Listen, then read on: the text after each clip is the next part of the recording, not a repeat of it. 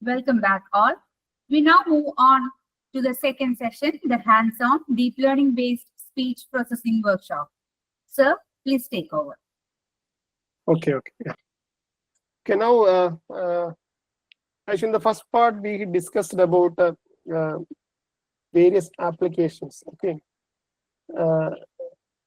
In speech, I mentioned speaker recognition, then speech recognition, text-to-speech synthesis, then source separation. When it comes to music, okay, singer identification, raga recognition, there are numerous tasks, where you can apply deep learning methodology to extract or otherwise to synthesize various sounds.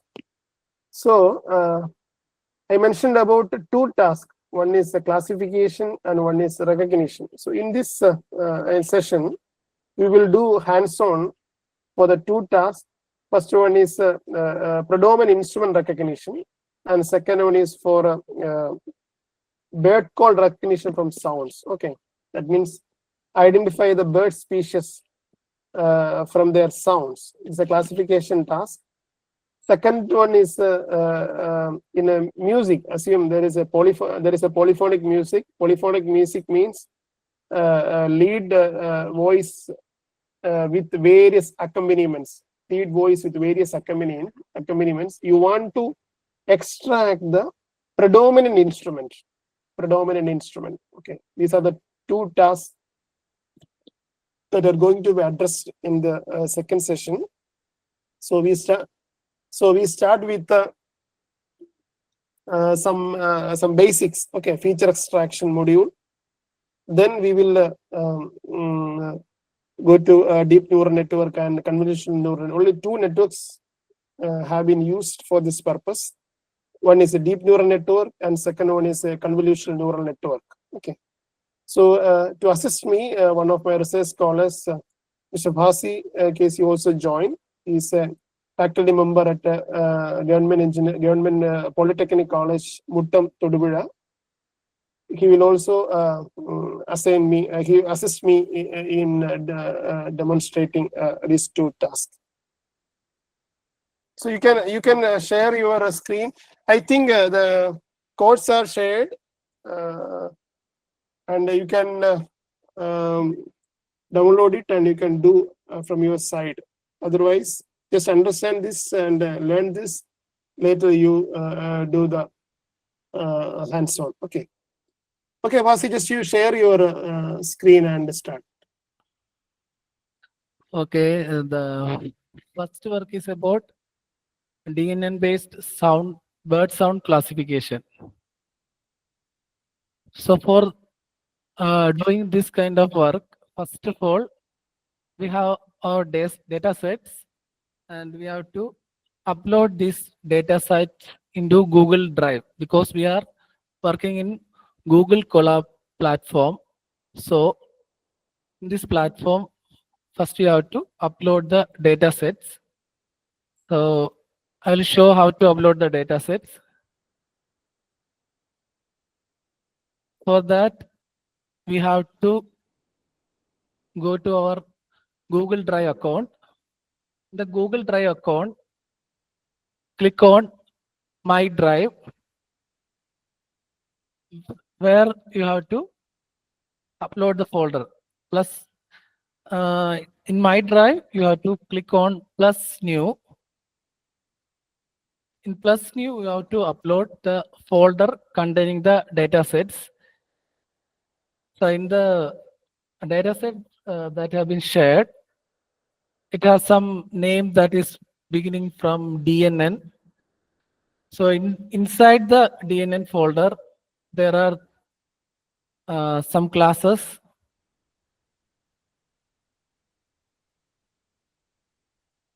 Inside the DNN folder, there are two subfolders: train data and test data. In the train data, you can see there are three classes: crow, duck, and go away. Similarly, in the test data also, the same classes are there, 3 classes are there. Once we have done this, we have to import our data set. So for this purpose, we will be using a mount operation. For that, drive dot mount, and inside that content slash drive path is given. Once we have done that, we have to, I'm going to do that. Okay, because it was already mounted, that's why this message came. Then I'll be importing necessary library files that is required for this coding.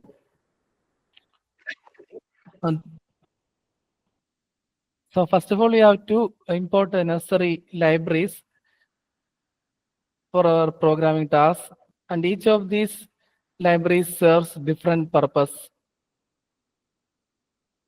So in this,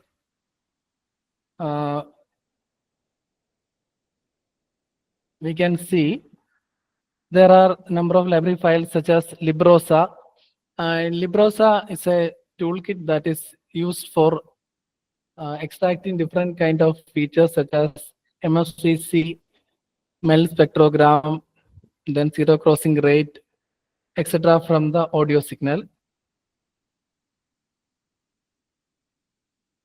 And also we can see another library function, that is NumPy, that is used for handling array operations and numerical values. And besides this, we can see other library files such as Pandas, which is actually used for creating data frames that is typically in dimensional format. In addition to that, we can see other library functions such as matplotlib.pyplot as a PLT that is used for generating higher dimensional plots. In addition to that, you can see some other library functions such as import random that is used to generate random numbers and perform random operations. Similarly, import time is used to work with the time-related functions and variables. And also you can see in the beginning, import OS library is used. That is used for the Python to interact with the operating systems and performing various tasks such as file and directory operations. We'll have to load files from different folders and folders. For that purpose, we'll be using import OS. In addition to that, we can see another function that is glob that is used to find files and directories based on some patterns. It is actually used for searching certain specific files with extensions and names.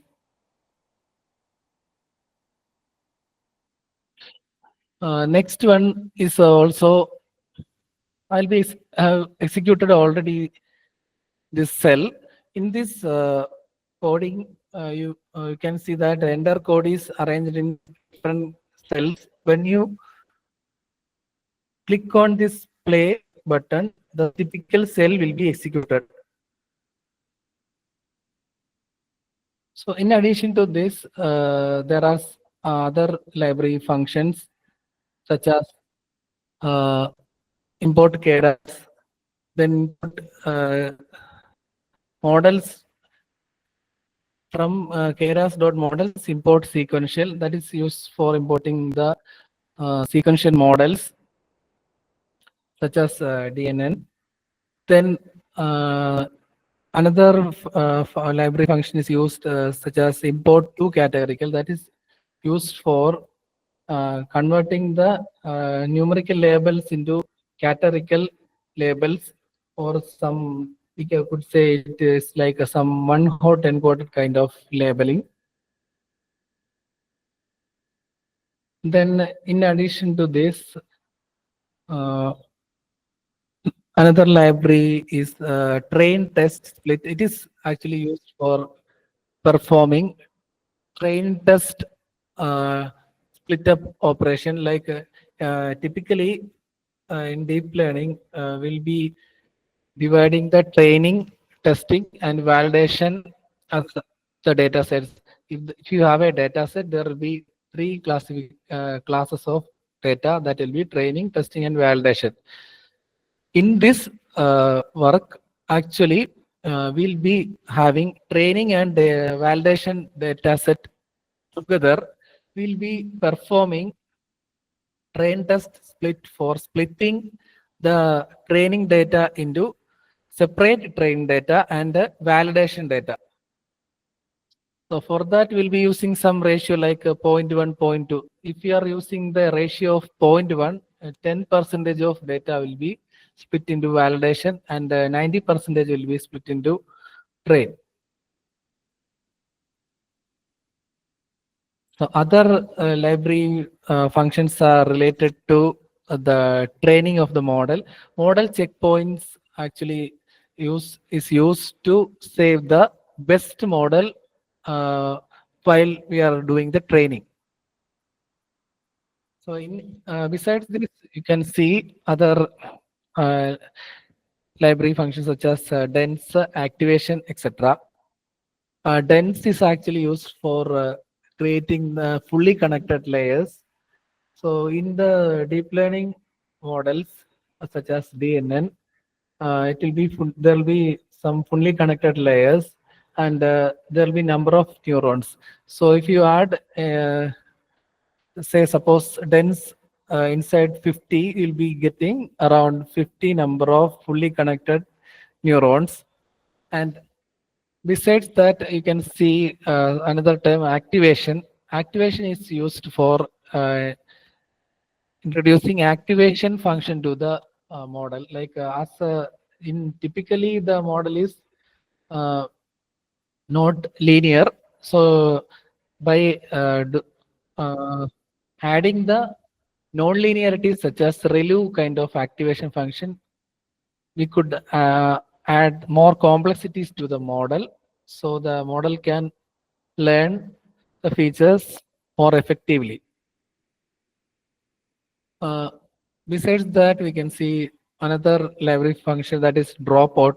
Dropout is typically used for dropping out a certain fraction of neurons. So this is actually used to improve the training by preventing overfitting. So next we will see the fundamental. First we will see some fundamental tasks, like we have given an audio path. Some audio signal is there. From the audio signal audio signal as in wave format will be generating the waveform of that sound. So here the bird sound of the sound of the bird crow will be generated. So for that, there is an audio path. So first I will show how to give the path. So in the leftmost section, left side of this window, you can see a folder files. Click on that. Then go to drive. So in drive, you have to go to my drive. So in my drive, you can see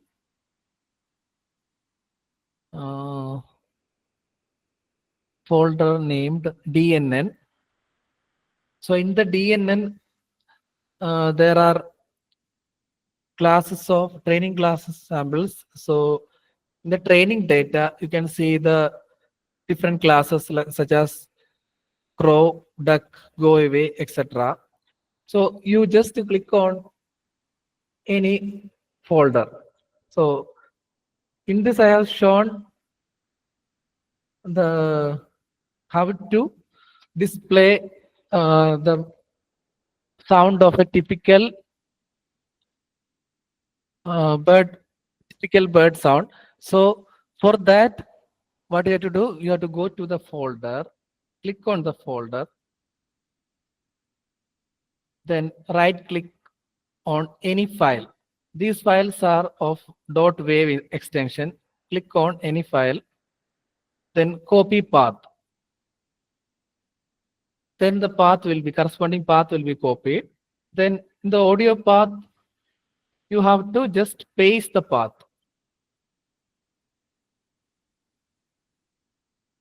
I'm just pasting the path. Now I have pasted the path. Now I'll be executing this piece of code.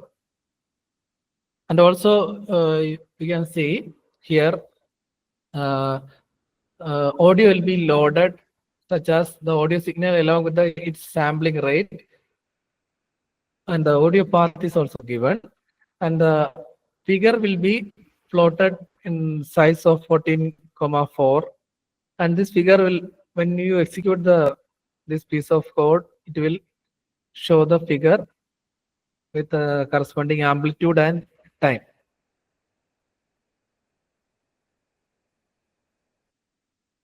See, now we can see the waveform of bird sound. Amplitude is shown on the left side or on the y-axis, and the time is shown on the x-axis. So from this audio sample or .wav file, we'll see how we can generate the spectrogram. Sir already given some introduction about spectrogram. So I'll be just showing how we can generate the spectrogram from this. So for generating the spectrogram, short time Fourier transform will be computed from the audio signal. For that, librosa.stft command is used. So I'll be just executing this. This will be displaying the spectrogram in dB.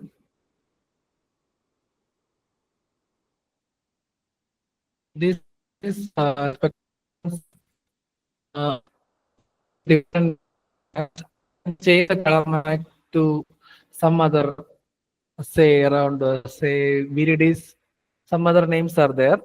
You can give the corresponding name here, then the color will be changed.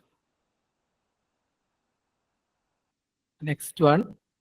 Next is about MFCC extraction. Sir also already given introduction about MFCCs. MFCCs typically have 13 dimensions, and 13 dimensions are actually, this MFCC in this context is given as frame by frame basis. This audios or wave file is arranged such that it is having overlapping frames, and each of these frames will be having its own MFCC coefficients. So when we execute this piece of code, that is librosa.feature.mfcc, it will show the MFCC on a frame by frame basis. First of all, it will show the on frame by frame basis. That's what is being printed here. So instead of that, you can also give this MFCC as a mean. You can give this as average. So in order to take the average of our entire frames, you have to use the code np.mean MFCC, comma, axis is equal to. Axis is equal to 1 means the entire content across the axis equal to 1 will be averaged. So we'll see how can we display MFCCs both frame wise and as well as average. You could see this. See, this has MFCC of shape 13,65. Means 65 means there will be MFCC of dimension 13 and there will be 65 frames.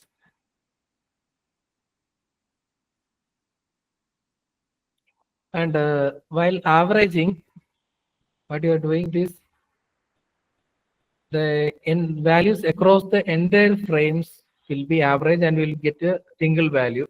So correspondingly we'll be having 13 coefficients. So coming to the bottom, we could see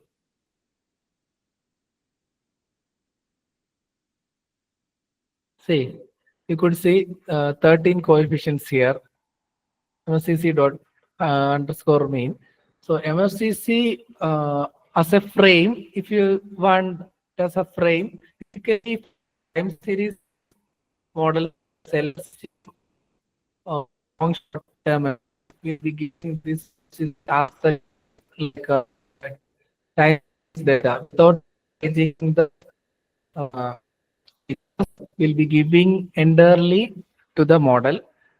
For a simple DNN model, will be averaging the MFCC and will be giving corresponding MFCC to the model.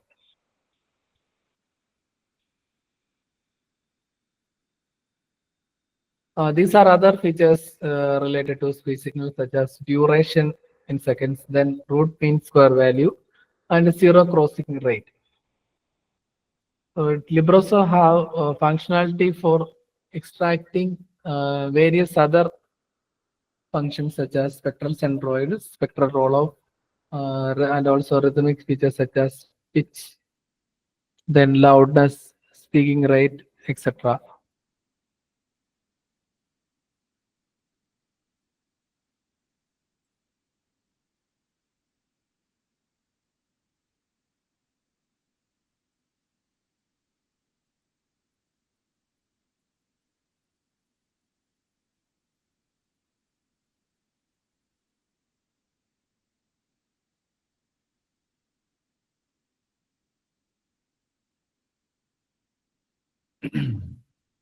So here the three features such as duration, average RMS energy, and average crossing rate being displayed all for this all will be using stats. Like now we'll be coming into the main part of our work. So here we knew that the training files and the testing files are arranged in certain folders. So first of all, we have to extract entire training data and the testing data from the folders, and then we have to perform the feature extraction. So here we'll be dealing only with the MFCC. For simplicity, we'll be dealing only with the MFCC, and the MFCC will be computed in such a way that frame-wise values will be average and it will be giving to the model. So for MFCC extraction and also for loading the audio files, we'll be using this function, that is def get MFCC patch. And here the directories are and the folders are arranged such that it will be sorted in the alphabetic order using the predefined function sorted. It will be processing for each and every folder one by one, and until it will traverse across entire folders and the entire files. So first of all, we will be executing this function, but it will not do any task because we have to call this function at some point. We'll be just executing this function now. And inside the function itself, we'll be loading the files and on the after traversing through folders and subfolders, this will be extracting the corresponding files. From the files, will be extracting MFCC. And here in MFCC, we have given the dimension of 40. For we could give to 40, also we could give 20. It will be giving more characteristics, like if you give more number of features, the model will be able to learn complex patterns from the data. Here the process MFCC will be averaged, and also will be doing one more thing, will be transposing the MFCCs. Then finally, the features will be features are extracted from entire files, right? Then the features will be appended using features dot appended command. Once you are done, it will be the process will be completed as per this function, but not in reality. In reality, or actually what is happening, we have to call the function. So for that, first of all, we have to give the the path of the training samples. The training samples are arranged such that it is inside the folder, say DNN. So in the DNN folder, there is a subfolder called train data. So you have to right click on the train data. Then you have to copy the path. If you copy the path and give the path here in train, you have to just paste the path on the train. Then if you execute, it will be going through the folders and subfolders, and it will extract the files. Then after that, what it will do, it will be going through the function get MFCC underscore batch. Then inside the MFCC underscore batch, the feature extraction will happen. Here it will be extracting features from entire audio files by going through the folders and subfolders. So we'll be executing this part now.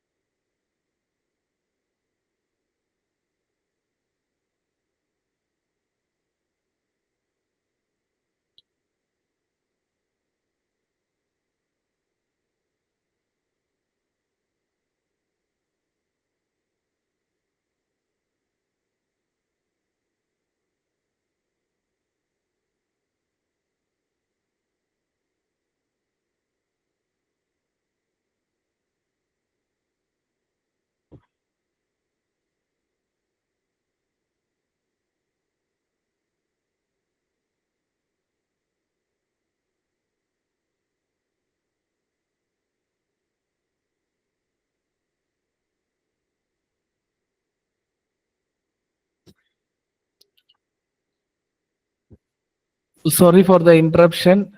We'll be executing.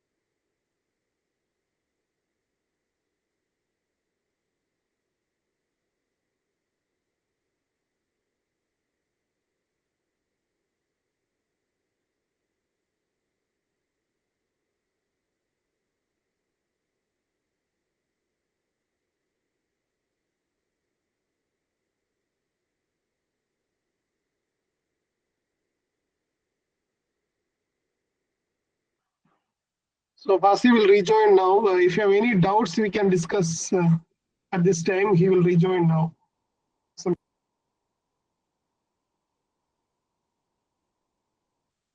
once we have done the training execution, it will display the entire contents like this. That is in different folders: crow, duck, go away. Because here we can see we'll be alphabetically sorting the folders and files. So it will display like this. So finally, the MFCC will be also extracted. And then after extracting the MFCC, we could actually display how the coefficients will look like, and also we could see what are the corresponding class levels. For that purpose, we'll be using pandas. Using pandas, there's a keyword called PD. Pandas as PD, you could display the entire features in two-dimensional form as a data frame. So different MOCC features and corresponding class labels are shown here.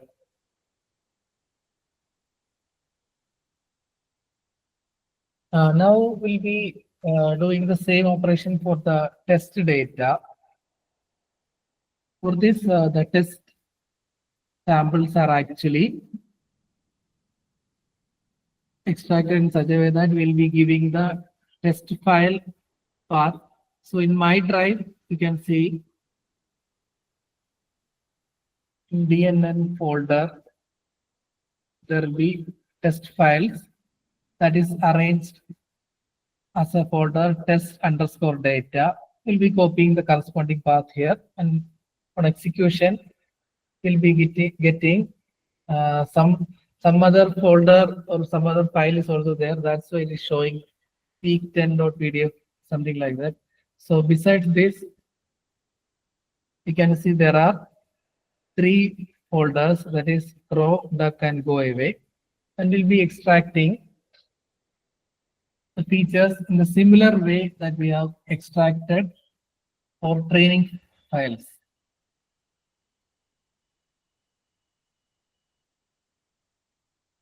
That way, MSC extraction will be completed, and similarly, we'll be just displaying or will be showing the features as data frames in the same manner. Next, what we have to do, we have to convert these features to list, and also this is being done for the classification purpose, and the class labels are also being converted to list, and also for classification purpose in deep learning models we'll be using a label encoder that will be encoding the row label into different categories. So for that, two categorical a and dot fit underscore transform is used. Then it comes the core part of our session, that is, we'll be splitting the training data and the testing data. Testing, not testing data, will be splitting the training data and the validation data. Here in this, X-train and Y-train means it will be the actual training data that we are feeding into the model. And X test, X underscore test, Y underscore test is the validation data set that will be extracting from the combined data. The combined data, from the combined data, 90% will be used for training, and 10% will be used for validation. Typically, while designing a model, we'll be using 60% for training, 20% for testing, and 20% for validation. And actually, it is not a strict rule.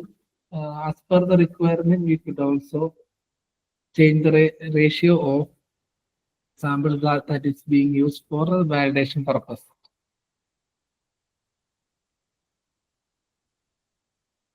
Next, here comes the model part. And we use a sequential model, that is DNN.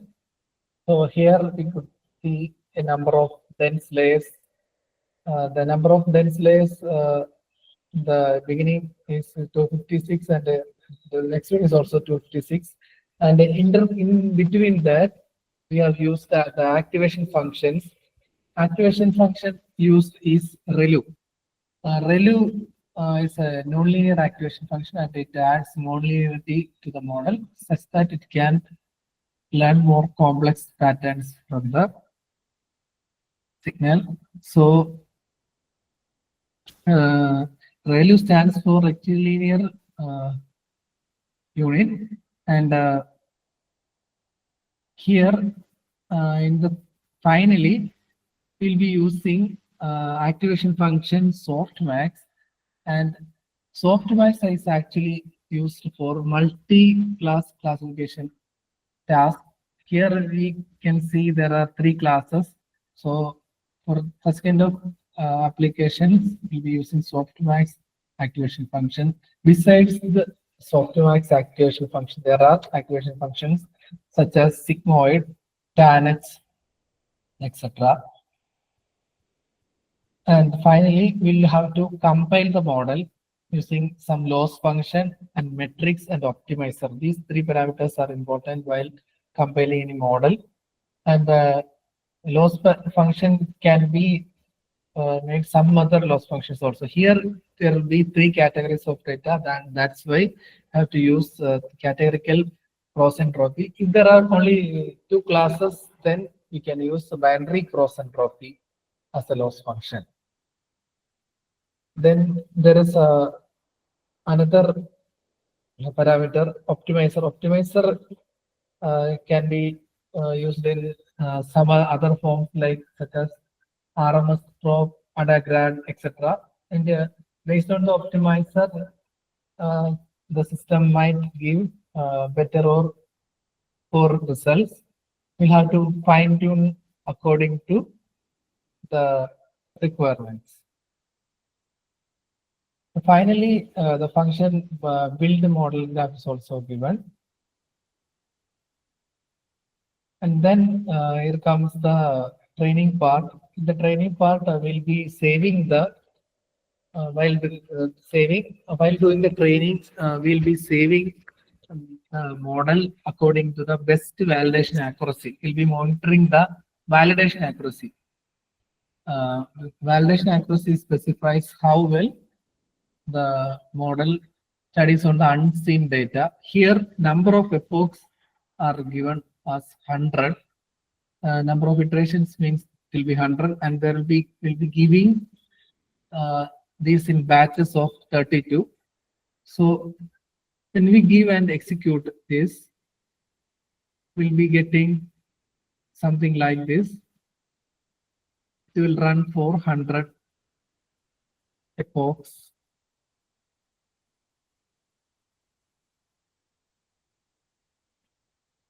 And then it will be trained. Then we can display the training accuracy as well as validation accuracy. The training accuracy is given as 96.3.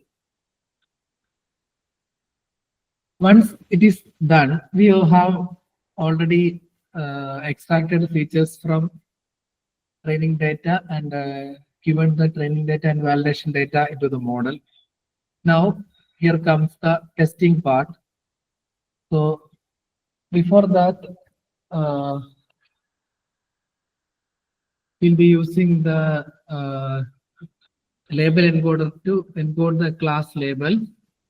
So encoder.fit transform will encode the class label. Then we will predict how well the model performs. For that, model.predict command is used. So based on this, it will from this code it will generate the true labels and the predicted labels, and also the predicted class names. So these true labels and predicted labels are important. And based on that only, we could judge whether the model is working properly. So the true label and the original label has to be given to confusion matrix to see whether our model is working as such. So if you give the true label and the predicted label and the generated confusion matrix is a matrix that shows predicted values versus the actual values. So on executing this, you could see you get a confusion matrix like this. There are three classes. You can see there are three classes: row, duck, and go away. That is being arranged the horizontal as well as vertical manner. And this diagonal entry actually signifies how effective is our classification task. In this, we can see there are 19 samples. The number of samples of crow for the testing is 19, and then for the duck it is 13, and for the go away it is 16. So we can see there are some classification. Some of those means the duck. So the classes with the name duck is being classified properly, but some other samples means some of the samples of the crow has misclassified it as duck, and also misclassified as go away. That's why misclassification is more here for the class crow, and similarly for go away also we could see the misclassification is more here. But for the class duck, it has not caused any misclassification, but there are misclassification in the name of that particular class from the other class. So finally, there are some metrics used for the evaluation of model. They are the precision, recall, and the accuracy. precision, recall, accuracy, and the F1 score. These are being displayed for the three classes. This is for the first. This is the first one is the precision. First list is the precision. That is for first class is 1, the second class is 0.65, and the third class 0.85. The second list is the recall, and the third list is the F1 score, and fourth one is the accuracy. So overall, we'll be taking the average of these values. Like we'll be taking the average of 1.65 and 0.85. Similarly, the average of these, and that's how we see how well our system will be performing.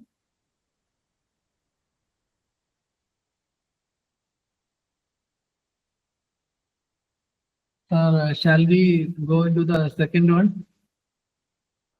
Shall we move on to the second one?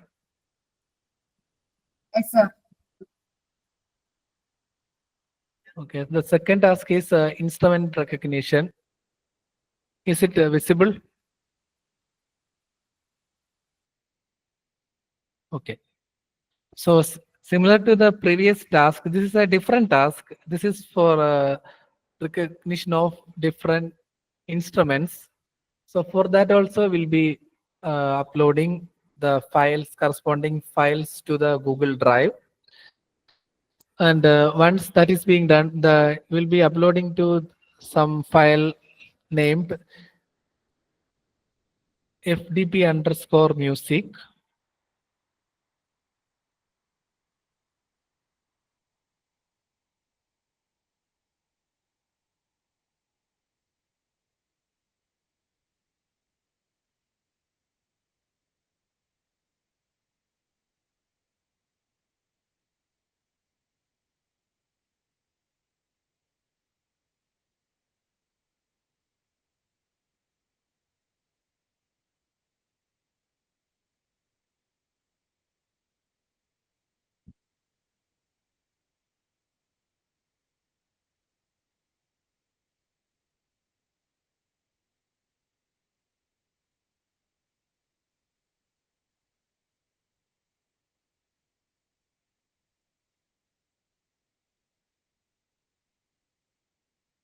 Okay, once the file is mounted, and I'm not going to the feature extraction part here, because in the previous section we have seen how to display the amplitude of a wave signal and the time.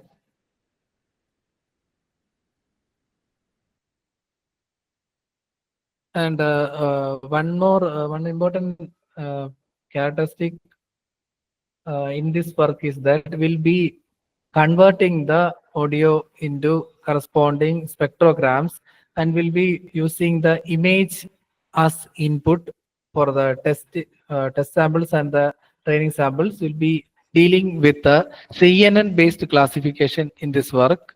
So here the spectrogram is being displayed here corresponding to the instrument voice. This is the piano instrument voice, and corresponding spectrogram is being displayed here.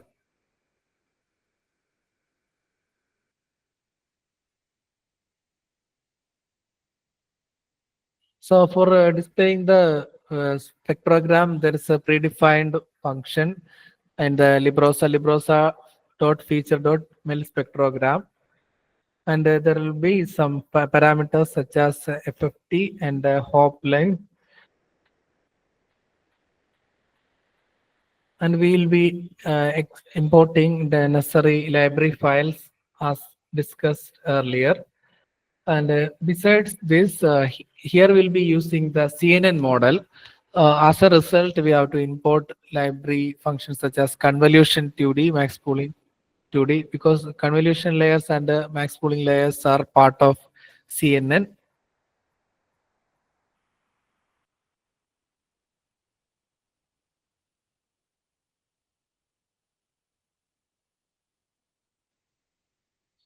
So here, first of all, we'll be loading the data from the different training folders. And here, in this case, it is arranged in 3 different folders, such as training data, testing data, and validation data.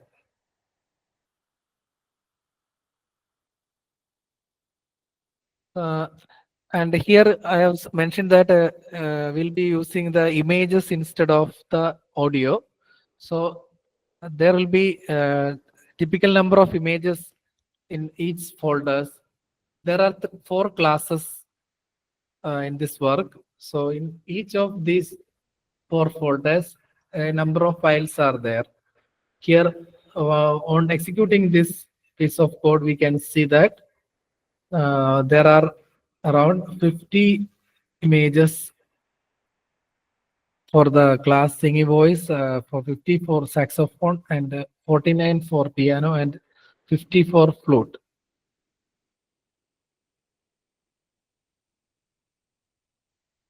Then we'll be creating a data generator for the purpose of training, validation, and a test data set. The target size is given as 28 by 28, and the batch size is 32. This will actually also display whether these 4 images belong to how many classes. Like here we are using 4 classes, and as a result, it will be displaying like this. Then there are the model section. In the model, we'll be using the CNN model. We'll be using convolutional layer of filters 32. You can change the filter size here, and the RGB parameters are 28, 28, and 3. And besides this, activation functions are used in this. Here we'll be using the ReLU activation function, and also finally in the dense layer we'll be using the softmax activation function. Then as like the previous work, we'll be using the checkpointer. Checkpointer saves the best model as per the validation accuracy, and then the training is being done. In the training part, we'll be using 60 epochs here.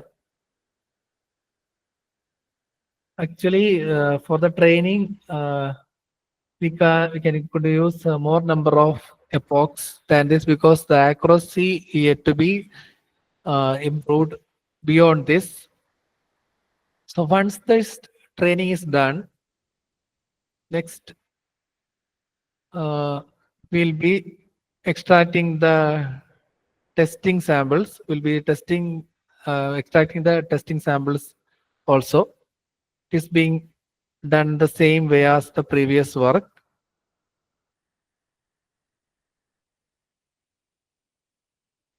And finally, the original label and the predicted label will be computed. This original label and the predicted label is essential for the testing purpose. And so we'll be using the confusion metrics to know whether the model is working properly as desired.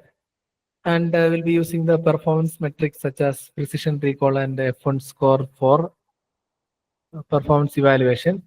On the confusion metrics, we could see the results as like this. It is actually not a good result, because for the demonstration purpose, actually I have only used less number of samples here. Here in each class, you can see I used around 50, then 49, 50 kind of samples. Actually, this kind of task, like in the music, it requires a lot of data.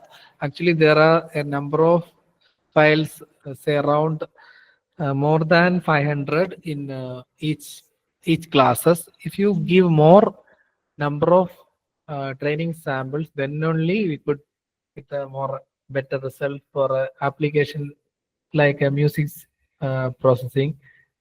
So it is not like as like what we could see in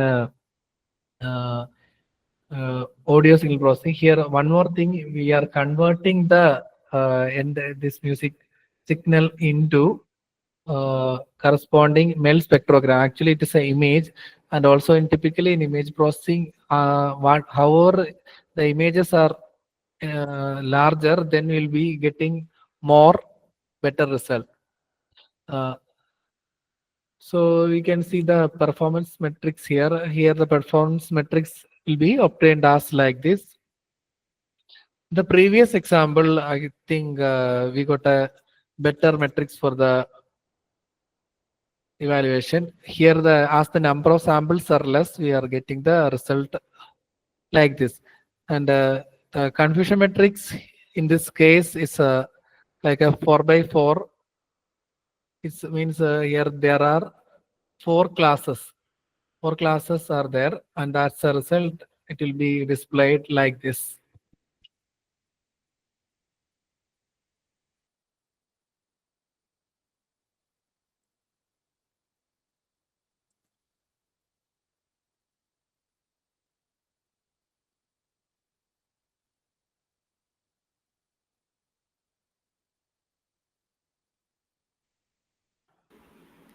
So this was a quick hands-on session done here. Actually, I don't know whether it was effective. Over to you, sir. Yes, sir. All right. Yeah. So if you have any queries, you can ask.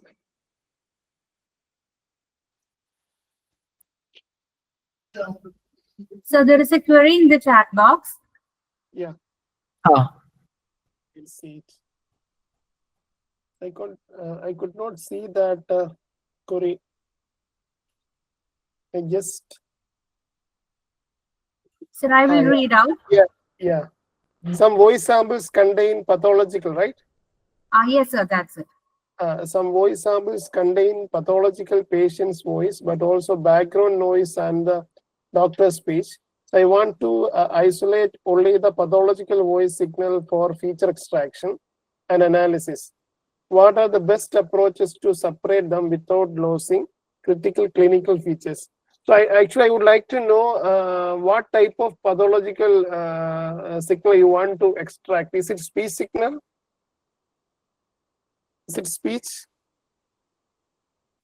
Sir, actually, it's a query from our participant. I just copy paste it on the. Yeah, is it voice? Because no, in voice disorders are different types of voice disorders are available. Maybe apraxia or in some cases it will be dysarthria. So that's why I asked what type of pathological voice we want to extract. So what I feel is you cannot use any filters. If you filters, it won't work. So it is better to use some deep learning techniques like GAN, generative adversarial network, to remove those voice.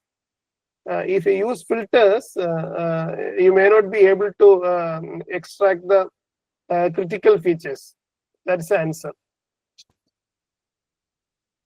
Because Excuse me, sir, can you please repeat the answer? Yeah. The question is, we want to isolate the sound of the pathological voice, right? So we may not be able to retrieve the signal back with just filters. If you filter the signal, you won't get the signal. Definitely, you will lose some critical features. It's better to go for some cycle GAN based, like source suppression, no cycle GAN based deep learning framework to extract those features. Conditional GANs are available to remove the noise. Okay. Yes, sir. Yes, some other question was there related to voice cloning. What was that question? I could not read it. Some previous question. Some question was there related to voice cloning. What was the question? Can you Sir, just the question was, what happens in voice cloning? what happens in voice cloning. Yes. So the cloning means you are going to mimic the voice of one person, right? So that means you want to produce a cloned voice or any issues related to voice cloning. What was the question? In the chat, it is only written this much, sir. What happens in voice cloning? If the participant Nilina Midhun, if you are present here, please raise your query once again. Voice cloning means you are producing sounds similar to any of the targets, like celebrity. Okay, it's like mimicking voice. So I need some clarification. You want to produce some mimicked voice or some other issue? Then only I can answer those questions. Any other questions from participants related to speech? You can ask. You can post those doubts in the chat box. If you have any queries related to speech domain, if you want to know. If nothing else, over to ma'am. Thank you, sir, for the interactive and insightful hands-on session, and sincere thanks to Basi sir also. Your practical demonstration have truly enriched our understanding for speech processing using deep learning. Before we conclude, I kindly request participants to share your feedback on today's session. While sharing your feedback, kindly switch on your camera. Good evening, all. Good evening. I'm Uma Maheshwari, working as assistant professor at Chattogram University, Coimbatore. Both sessions are very informative and insightful. Dr. Rajeev Rajan sir handled the first session in clearly and relevant examples, which made the session easy to follow. And the session covered both theoretical and practical aspects. And also the second session, handled by the Basi sir. Sir delivered the topic in a clear and structured manner. And also thanks to the organizers of the FDP for arranging an insightful sessions. Thank you. Good evening, all. First of all, I express my happiness to be part of this adult online FDP program organized by St. Mary's College, Thrissur. Myself, Surya, a research scholar from St. Thomas College, Thrissur. Today, on the 5th day of FDP, there were two sessions handled by Dr. Rajeev Rajan. In the first session, he explained in simple words how deep learning can be used in audio processing. He started by explaining what are the speech signals, then how sound is produced, what are the applications of speech processing, why feature extractions are important, and what are the different kind of features that can be extracted. And also he explained two intuitive models, one for predominant audio source separation using time frequency masking, and other one for multi-voice singing synthesis from lyrics. And the second session was a hands-on session which showed two models. One was DNN-based bird sound classification, and also other one CNN-based instrument recognition. Both of the sessions were highly engaging and very useful. And thank you, Rajeev sir, and also for Mr. Basi for demonstrating. I appreciate the entire team of St. Mary's College for conducting such an FTP. Thank you all. Hello, sir. Hello. Thank you, Rajeev sir, for such an informative session on deep learning. For speech processing. It was really informative. We were not having much of knowledge about how speech processing could be done using deep learning. We got to know many of the features that will be really helpful for us to proceed in a lot of areas of research where speech processing and deep learning could be used. Also, the practical demonstration was really good. Very quite informative, and it was like highly inspiring for us, like, okay, we can do so many things using these things. It was a quite enlightening session. Thank you so much, sir.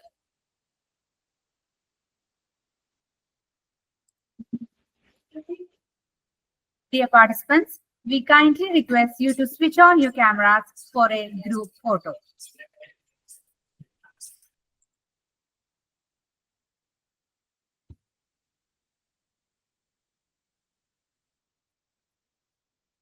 With this, we conclude day 5 of our FDP.